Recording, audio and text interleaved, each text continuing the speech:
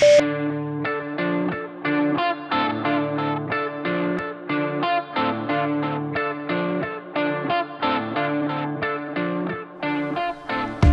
guys, welcome back to another showcase special. In this segment, we will be highlighting Orry Martin, also known as the Texas snake hunter. Much like us, he likes catching snakes in the wild and educating through his videos. What I like about Orry is his mission to save rattlesnakes and to stop rattlesnake roundups. And for those of you who don't know what rattlesnake roundups are, I'll briefly explain, but you might not want to know. These sick individuals capture a bunch of rattlesnakes and they hold large festivals and they torture them. They cut their heads off, they skin them alive.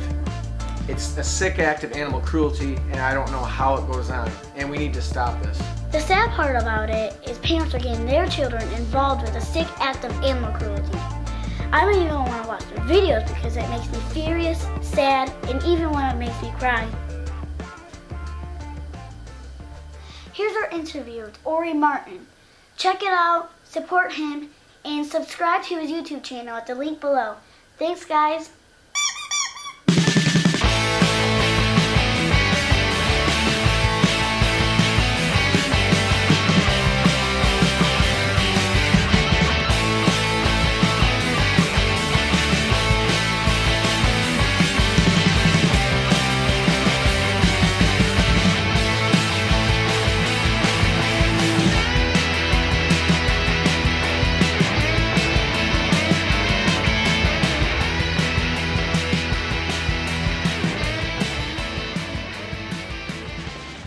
Hi there, SnakeHuntersTV, and thank you so much for having me on, guys. I really appreciate it. First off, before I even talk about myself at all, I gotta give you guys some credit. Jamie, you're doing an awesome job with your daughter, and y'all's YouTube channel is just amazing. I love all the videos you guys put out, and my gosh, your daughter is a beast, man.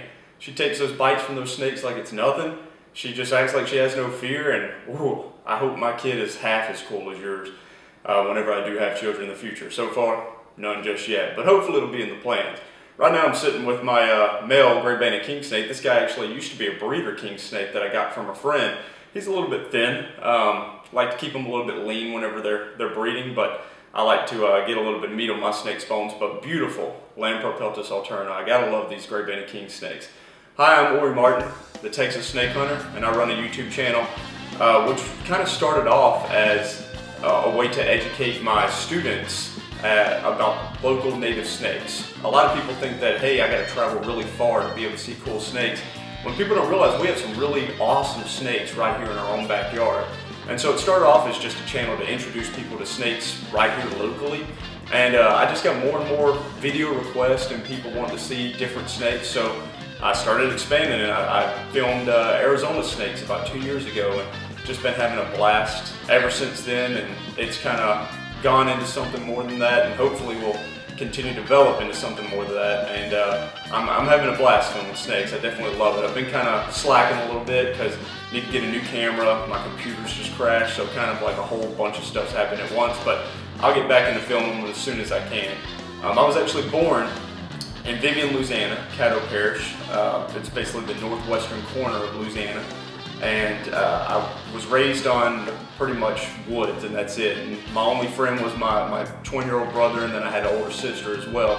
And so you pretty much didn't have very many people to talk to, except for, of course, your siblings, or in my case, animals. So I would go out in the backyard and catch frogs, catch turtles, catch snakes, and I always fell in love with them. While most people, you know, had like rubber duckies and toy boats in their bathtub, I was in the bathtub with bullfrogs, in the bathtub with turtles or snakes. We had ribbon snakes in the bathtub with us a lot. And I know a lot of people are freaked out by that, but I mean, it was just normal for us. I mean, you know, animals were your pets. They were your playthings. You had a good time with them. As long as you treat them nice, they would always treat you nice. And so I definitely grew with a love for animals at a very young age. And I have to thank my mom for that. She pretty much got me into them and helped me hide them from my dad, because he was big time anti-snake, still terrified of snakes. He's gotten a little bit more relaxed with it, just because he's seen how much stuff I do with them and how much kids really like my channel, and he's seen me do some presentations, and he loves my photography. So he's gotten a little bit more relaxed with it, and he is a little bit more accepting of it. But boy, back when I was a kid, he didn't want any part of it. So I got like more and more into snakes probably whenever I was in high school, because I was never allowed to own one. I could have turtles and tortoises, but I could never have a snake. So then once I got into high school, I pretty much realized that, hey, you know what? I can sneak snakes inside of my house. My dad doesn't even know they're there. So that's when I got a little bit more into keeping snakes. My dad didn't know about it. I was kind of a bad kid in that sense. And so yeah, I would go out snake hunting, catch tons of snakes. I caught my first copperhead here in Texas, and that just ruined me on them. It was like a disease after that. I had to get more, I had to do it more. I just was hooked on it. And so I got my first field guide. It was called A Field Guide to Texas Snakes by Alan Tennant. And that was kind of like my Bible. I just went through, read that book cover to cover several times, still read it to this day, love that book.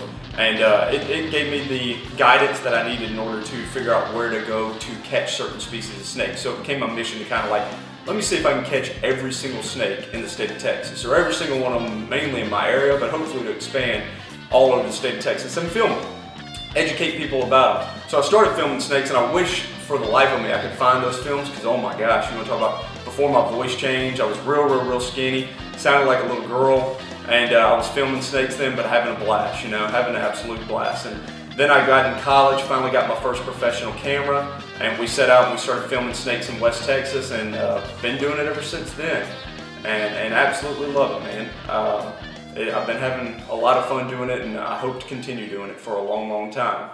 In terms of what I'm doing right now, my pretty much focus is on this Texas Rattlesnake Festival that we're trying to throw. So in Texas and Oklahoma and a few other states, there are these things called rattlesnake roundups, where they are not just killing rattlesnakes, but they're being extremely cruel to them as well. And we're talking torturing them, just straight up torturing rattlesnakes.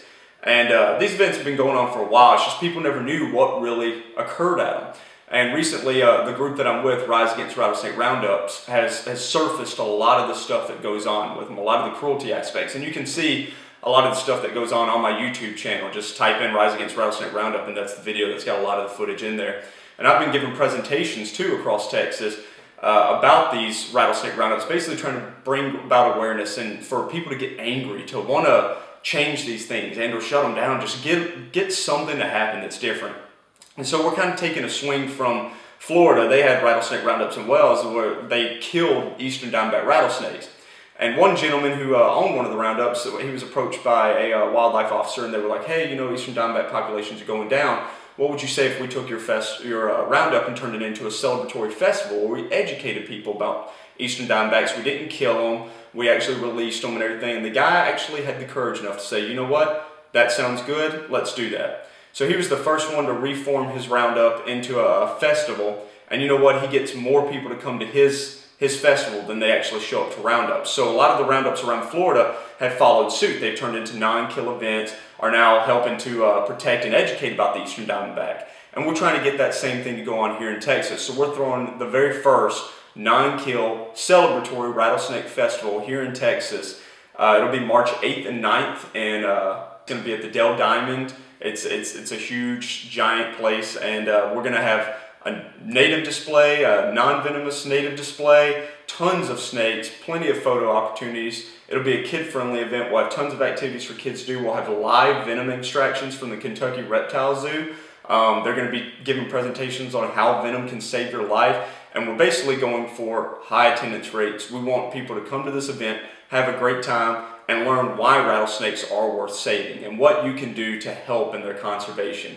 Because in the end, you know, it's all about the snakes. This event is an entirely non-profit event. It's all donation funded. And so far we've been very blessed with a lot of giving hearts, and we're just hoping to make this event the event that people will want to help celebrate the western diamondback rattlesnake. And we're hoping that in the future, roundups will take notice and they'll follow suit, because really, in this century, in this day and age, there's no reason for that type of cruelty to go unnoticed and to continue and be allowed to go on. I mean, gassing is still legal in Texas, in which they throw gasoline down into the den of rattlesnakes and kill not just some rattlesnakes, but a lot of the animals that share the dens with them.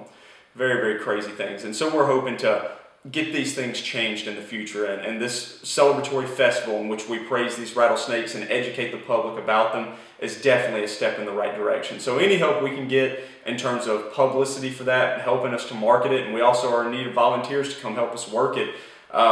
we would appreciate anything like that. So that's kind of like my focus right now. That's what's driving me forward. And I'll be working on that pretty hardcore until that event's over. And hopefully every single year after that, we'll have a subsequent event to follow up, and it'll just get bigger and bigger. And we'll see where it goes after that. But guys, I really appreciate you asking me to do this. I really appreciate y'all featuring my YouTube channel. And God bless you guys, okay? Y'all deserve all the success that y'all get. And hey, good luck herping this upcoming year, all right? Later, fellas.